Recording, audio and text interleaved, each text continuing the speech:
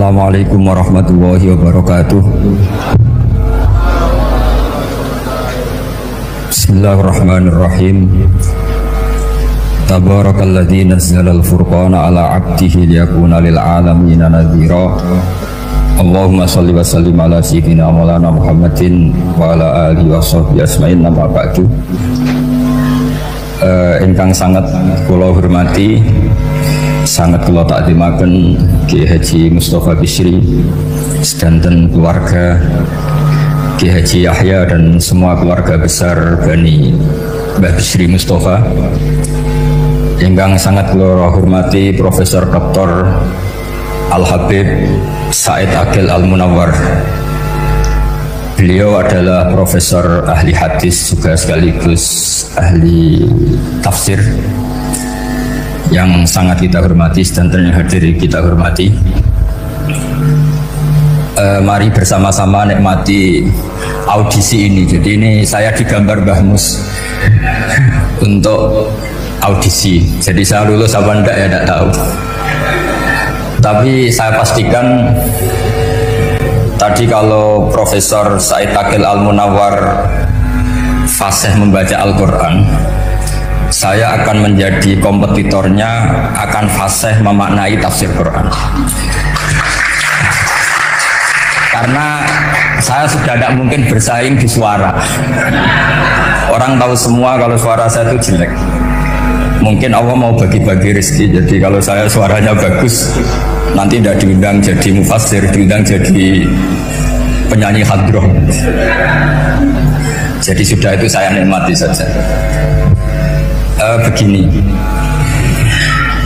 saya dari awal itu sudah saya perkirakan. Jadi kalau nasib saya baik, itu kalau kalian tidak paham, itu akan ngomong gini, wah ilmunya juga tinggi sehingga kita tidak paham. Itu kalau nasib sedang baik. Kalau nasib saya buruk, itu minim artikulatif sehingga menjelaskannya bulat, itu pasti nggak pinter orangnya, karena menerangkan saja tidak mudah apa difahami. Tapi kalau nasib sedang baik, sampeannya nggak paham malah muji ilmu saya yang tinggi. Padahal kadang nggak memahamkan, memang rumusnya itu salah sehingga bulat. Tapi insya Allah nasib saya malam ini baik. Begini, saya dulu pernah berdoa berkali-kali sama Allah Subhanahu Wa Taala bahwa saya ingin membaca Quran itu fasih fil makna. Fasih itu artinya jelas, runtutan logikanya jelas.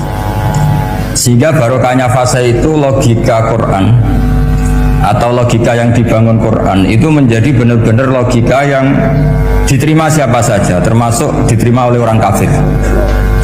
Kita tahu Umar itu masuk Islam sebelum mondok apa gak pernah mondok? Sebelum mondok, tidak pernah beliau ngaji tafsir, tidak pernah mondok. Tapi beliau dengar Quran itu faham.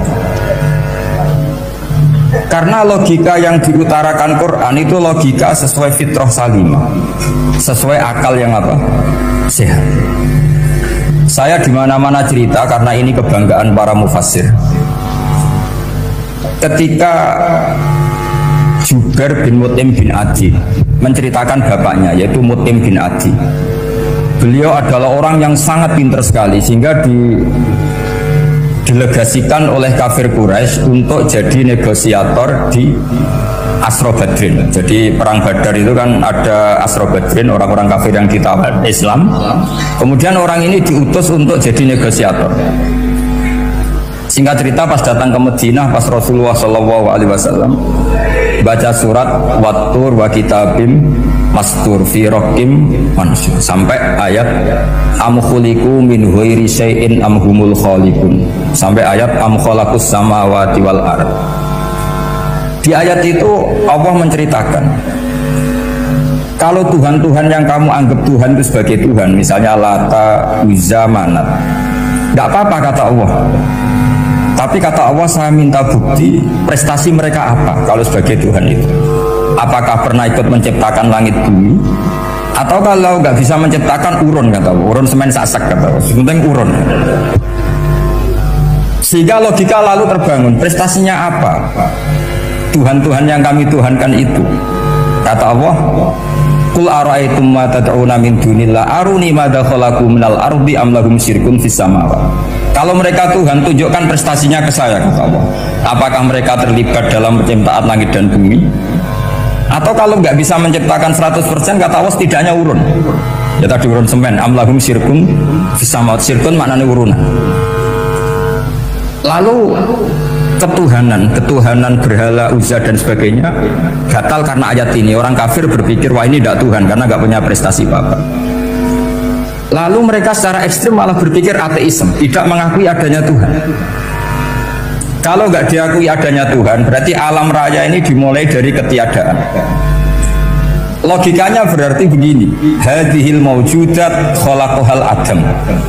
Langit yang karuan wujud, bumi yang karuan wujud, hewan-hewan yang karuan wujud, matahari, rembulan, lautan semuanya wujud. Kemudian semua maujudat ini dirumuskan khalaqahal adam, diciptakan oleh ketiadaan. Pertanyaannya adalah mahwal junun asyaddu min hadza. Kegilaan apa yang lebih parah ketimbang ini? Karena sesuatu yang wujud dimulai dari sesuatu yang tidak wujud. Berarti sama dengan mengatakan hadhil maujudat khalaqahal adam. Semua yang enggak ada ini diciptakan oleh sesuatu yang enggak ada. Jadi semua yang ada diciptakan oleh sesuatu yang enggak ada. Maka Quran ketika ngendikan am khuliqu min ghairi syai', apakah kalian semua atau mereka semua diciptakan min ghairi syai'in, min ghairi khaliqin maujudin. Saya ngecek di beberapa tafsir, termasuk bukan kitab tafsir tapi maknanya sama seperti di Ihya. Masa alam raya seindah ini, seeksistensi ini, senyata ini kemudian diciptakan oleh sesuatu yang tidak ada. Mereka akhirnya mikir, ya harus diciptakan oleh sesuatu yang ada. Nah, karena sesuatu yang ada ini posisi pencipta, maka harus berstatus super. Nah, super ini oleh ulama dibahasakan wajibil wujud. Maka zat yang menciptakan ini namanya zat sing wajibil wujud. Lalu wajibil wujud ini oleh Islam disebut Allah Subhanahu wa ta'ala. Kayak apa fasihnya Quran bikin logika? Atau orang yang jadi Tuhan itu yang mengklaim sebagai Tuhan?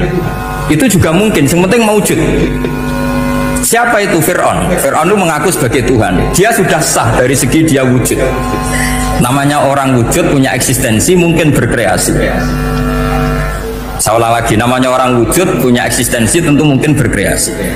Tapi pertanyaannya begini, ketika Musa tanya, pertama ditanya Musa, lalu kamu kalau menyembah selain saya, nyembah siapa? Kata Musa, Rabbul Alamin. Siapa Rabbul Alamin? Rabbus samawati wal ardi, yang menuhani langit bumi. Kata Fir'aun tidak jawab, manggil Haman.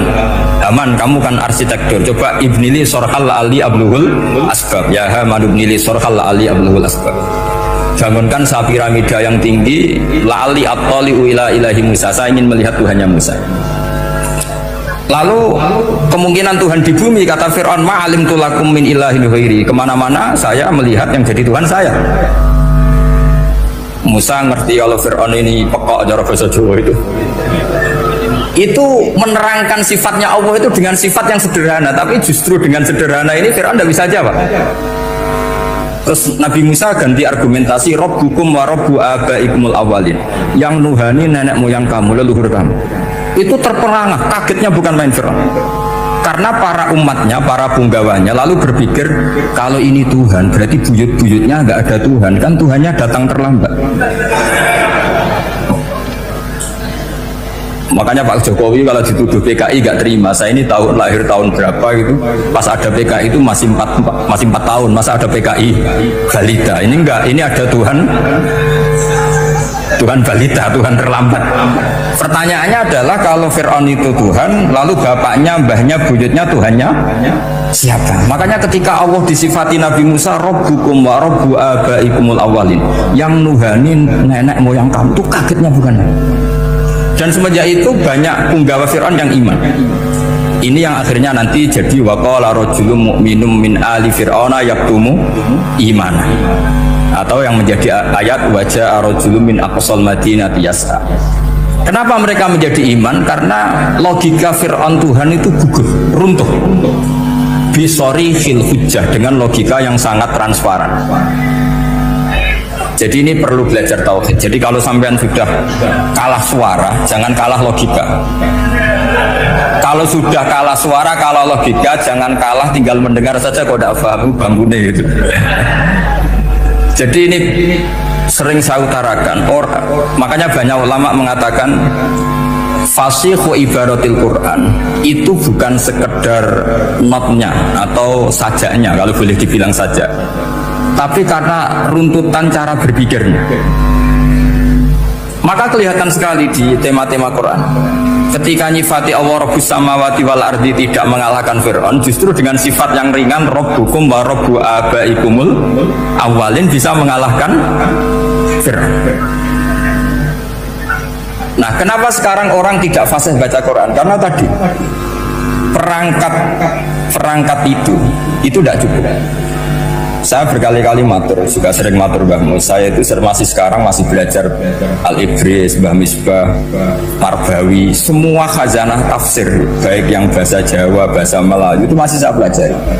Termasuk saya pelajari lughatnya, mulai lughat yang setengah benar sampai macam-macam. Saya tadi matur sama Profesor Said Aqil Al-Munawwar. Memang bacanya harus urut Said Aqil Al-Munawwar. Karena sekali salah Said Aqil Sirat. Sebenarnya nggak apa-apa, ini sama-sama orang alim. Cuma tidak tahu nasib di publik ini, nggak tahu saya ya, macam-macam lah gitu. Namanya orang banyak, nggak usah dijelaskan. Tapi semuanya baik. Saya pernah ketemu Pak Said Aqil Sirat itu bilang gini, Gus, orang jadi wali itu sebabnya dua. Mungkin kalau kayak jenengan banyak pecintanya, yang doakan banyak. Kalau saya banyak yang benci, wah itu ngirangi dosa gitu kan. Batin gue dasar wong alim bener weh. Jadi beliau nikmati memang.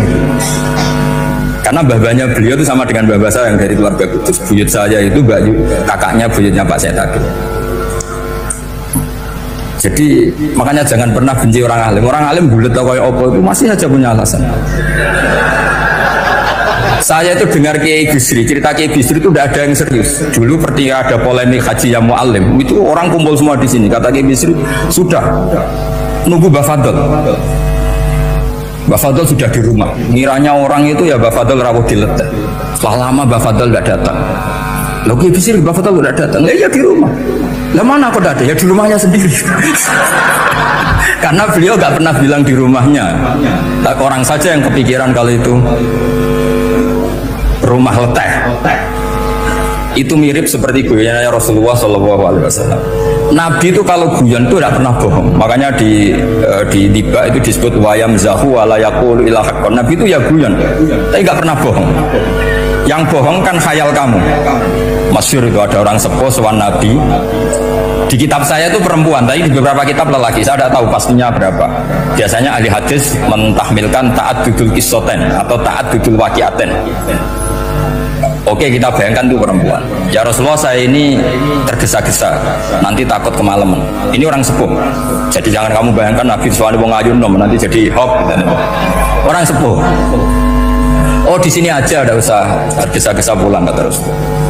Nah nanti gimana, saya jalan kaki ya Rasulullah sampai kampung saya itu nanti malam. Kata Nabi, la ahmilan naki alab binako. Santai saja, nanti tak pinjemin anaknya unta. Kata perempuan tadi, ma fa'altu biminako. Apa yang bisa saya lakukan dengan anaknya unta? Sudah, tenang saja katanya. Setelah mau pulang, disiapkan unta, ya unta tua, unta layak dinaikin. Ya Rasulullah, ini kok unta tua? Katanya anaknya unta. Nabi dengan santai, oh masih tua, ya anak unta. Jadi itu menafsirkan anaknya unta cilik itu kan pikirannya kamu kan. Sebetulnya anak unta itu ya tua pun anak unta. Maka saya itu yang termasuk bangga. Nasib saya nanti insya Allah kayak Gus Mus, kayak Gus Dur. Sampai tua dipanggil Gus. Tapi saya niatnya lebih buruk supaya nanti kalau saya salah pantas ngijek Gus.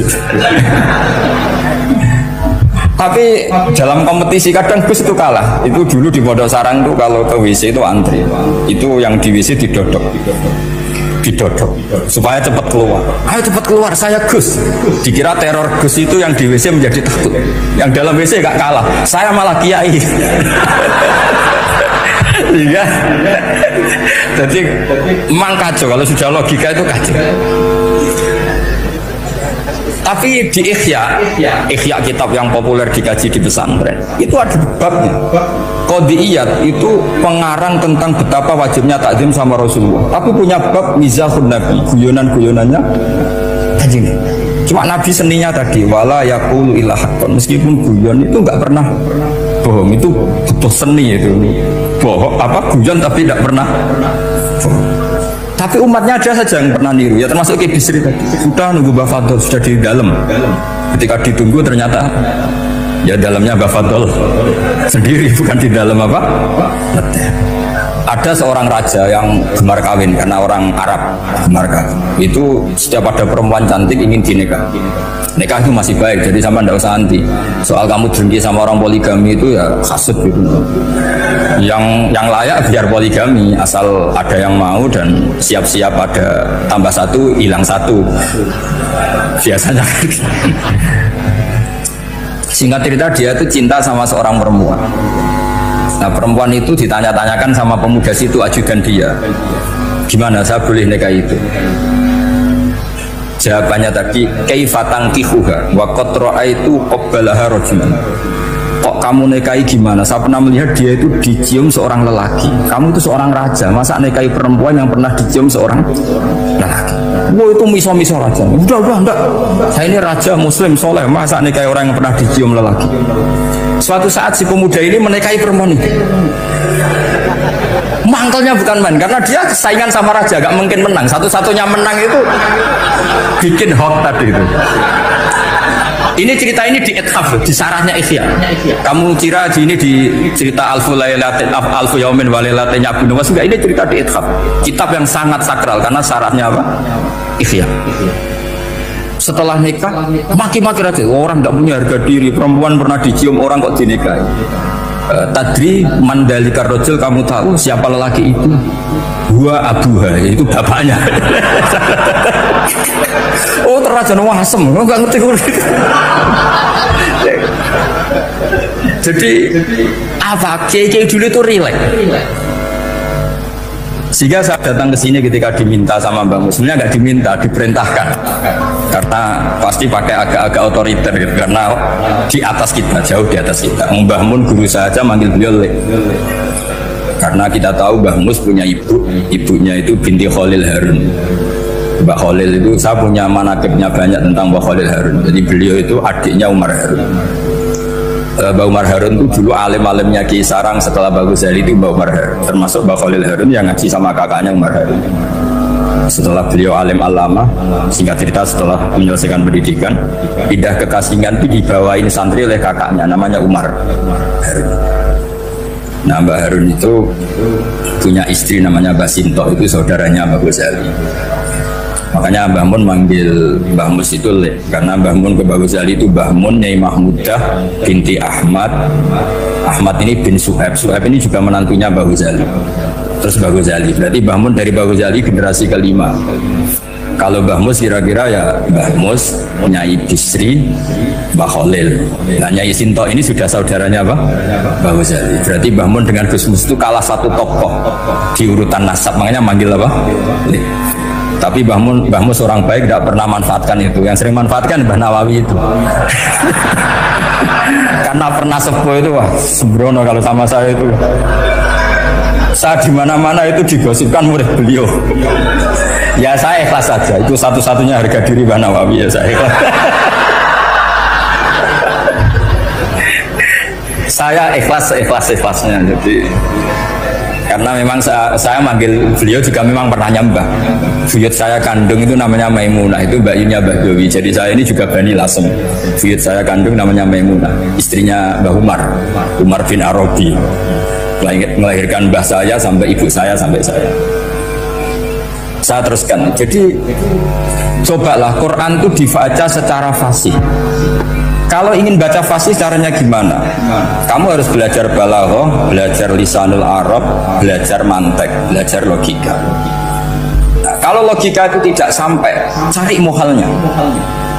Ini fatwanya Said Robon Al-Buti, juga fatwanya semua ulama usul fikih. Saya ulang lagi ya. Kalau logika kamu nggak paham, cari sisi muhalnya. Saya ulang lagi, cari sisi muhalnya. Misalnya kamu angan-angan tentang Allah nggak dok. Sedurungnya Allah itu sopo. Misalnya kamu angan-angan gitu. Sama agama tentu itu dilarang. Tapi orang filsafat tetap saja nyari itu. Lalu hentikan pencarian itu, yaitu tadi katakan saja hadhil maujudat yastakhilu ayyakhluqahal adam. Sesuatu yang maujud tentu nggak mungkin disebabkan oleh sesuatu yang tidak ada. Fa innal adama la yu'atsiru aslan wa la yakhluqu aslan. Namanya sesuatu yang nggak ada pasti tidak berstatus pencipta. Namanya saja nggak ada. Akhirnya la budda min ayyasbiqu hadzal alam maujudun. Maka alam ini harus didahului sesuatu yang maujud. Lah maujud ini yang oleh Islam disebut Allah Subhanahu wa Ta'ala.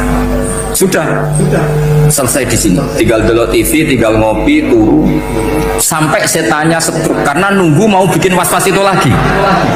Loh, saya itu termasuk kiai paling sering lihat sinetron. Kadang ya lihat Mak Lampir itu sering sekali. Sampai istri saya itu protes, Gus, dengan kata orang banyak orang alim kok senengane delok Mak Lampir. Karena setan mau menggoda saya tentang berpikir Allah. Jadi dia ngenteni. Kok malah mikir Mak Lampir gitu. Setelah lihat Mak Lampir biasanya saya itu lapar, terus makan. Habis makan tidur. Setannya masih nunggu mau was-was. Ternyata saya habis bangun ngopi lagi. Kadang lihat berita orang ditangkap KPK macam-macam. Ini penting saya utarakan supaya setan itu tidak menang. Jadi ciri utama setan itu kata Rasulullah SAW, setan ini goda umatku, hadhil jibal khalaqaha Allah, hadhil ardo khalaqaha Allah, hadhil bihar khalaqaha Allah, faman khalaqaha Allah. Itu makanya banyak orang jurusan filsafat keblinger karena tanya Allah itu siapa. Kata Rasulullah, jika sampai ini maka kamu harus berhenti. Berhenti tanpa dialihkan ke yang lain kan susah. Tinggal aja lihat dulu sinetron. Ya paling gampang ya Mak Lampir, kan ada takut-takutnya sedikit. Karena kalau lihat sinetron anak-anak milenial itu kalau ada artis cantik sampai nangis. Karena istri kamu tidak seperti itu. Jadi ini trik ya. Trik supaya melihat TV tapi tidak nyesal. Makanya saya milihnya Anggrek Darmo, Mak Lampir. Ya saya nggak mikir maknanya, butuhnya setan bin mangkol gitu. Karena ngenteni saya mikir itu, ternyata tidak mikir itu lagi. Jadi makom saya itu beda, sama-sama lihat sinetron. Mungkin saya jadi wali karena lihat sinetron. Mungkin ya. Makanya banyak wali itu nggak bisa diduga. Banyak orang jadi wali itu justru karena makan, justru karena melakukan hal-hal yang cara orang banyak itu salah. Itu Abu Yazid Al-Bustami itu pernah tanya sama Allah. Kapan nggak usah bayangkan caranya, tanya gimana. Enggak wali ya enggak dok. Sudah ada sahabatnya itu. Tanya gini, ya Allah, orang seserdup saya dalam ibadah sedekat ini sama jenengan. Lalu saingan saya dekat jenengan masuk surga itu siapa? Sama Allah ditunjukkan orang yang tidur, itu tidur ya teman kamu yang tidur di kamar. Nggak terima Bu ya, ini gimana kok bisa setingkat saya orang yang tidur itu. Yang saya ibadah terus istighfar terus. Tapi jawabannya Allah nih, woi ibadah terus itu mergo dia. Jadi kan nganggep aku itu rodok-rodok jahat gitu. Iki tuh ratu mergo yakin aku apian, mulane ditinggal turu. Jadi sampean jangan tiru makom saya ketika tidur. Itu punya kelas khusus. Tapi jangan tiru, ini cerita saja. Sampean tidak harus niru. Karena sampean kalau niru itu harus ada Abu Yazidnya. Abu Yazid sudah nggak ada. Tapi itu ilmu. Ilmu yang cocok tidak cocok harus kita kaji. Saya tadi jagungan sama beliau, sama Profesor Said Akil Al-Munawar. Beliau cerita sebetulnya sekolahan saya itu tentang usul fikih, tapi terkenal saya Profesor Tafsir. Tapi saya suka ilmu usul fikih, meskipun korbannya ya banyak. Biasanya orang jadi liberal gara-gara ya usul fikih. Sebenarnya nggak perlu dipikir lah, itu macam-macam. Begini. Dalam usul fikih yang mainstream itu kan ada hukum wajib, haram, ya makruh, terus macam-macam lah. Termasuk ada mubah. Mubah itu boleh dilakukan, boleh ditinggalkan. Dalam ilmu usul fikih sebetulnya definisi mubah boleh dilakukan, boleh ditinggalkan itu salah. Karena begini, setiap Anda melakukan sesuatu yang mubah, pasti di saat itu meninggalkan sesuatu yang haram. Saya ulang lagi ya. Itsma min mubakhin illa wa yatahaqqaqu bihi tarku haramim. Semua teks di Lubul Usul seperti itu. Memang saya hafalkan karena ini cara saya jadi wali yang mudah murah. Itsma min mubakhin illa wa yatahaqqaqu bihi tarku haramim. Fa yatahaqqaqu bisukun tarkul qatli wa bisukut tarkul qadzaf. Terus beliau membuat sekian contoh. Hukum mubah itu kata ulama yang lain kan boleh dilakukan, boleh ditinggal. Itu tidak benar. Mubah itu ya wajib. Karena setiap kita melakukan mubah maka saat itu berarti kita meninggalkan barang haram. Coba orang tidur itu artinya apa? Tidak zina, tidak maling, tidak selingkuh, tidak mabuk. Sampean di pondok nikmati jagungan, rokokan, ngopi. Artinya nikmati rokok, nikmati kopi, tidak menikmati tontonan di bar. Makanya kita berharap malaikat itu belajar usul fikih sehingga ketika kita rokok di pondok dilihat hada taroka melihat bar, wahada taroka melihat dangdutan, wahada. Jangan sampai malaikat bilang gini, dasar kere rakrat delok. Itu repot kalau sampai begitu. Nah, kalau mubah itu artinya tarkul haram. Tarkul haram itu wajib apa sunat? Wajib kan? Berarti setiap orang melakukan mubah hakikatnya melakukan wajib dan itu artinya dapat pahala. Salah sampean ngaji nira khatam, jadi ngelakoni mubah itu mengira tetap mubah. Maka berbahagialah orang yang ngajinya khatam. Makanya setahu saya kiai Mbah Mun ya sering guyon. Setahu saya Mbah Mun kalau ketemu Mbah Mus ya guyon terus. Guyonnya ini adalah waminal qutbi kata Imam Ghazali. Qutbu hadzal al istilzat bil mubahat. Poros agama ini pada akhirnya adalah nikmati sesuatu yang dibolehkan Allah Subhanahu. Orang itu kalau fasik mau makan siang aja kalau nggak ditemani perempuan cantik nggak bisa makan. Mau jalan-jalan kalau nggak ditemani perempuan cantik nggak bisa jalan-jalan. Kalau kiai-kiai itu enggak. Gujluk-gujlukan wis seneng ira karuan.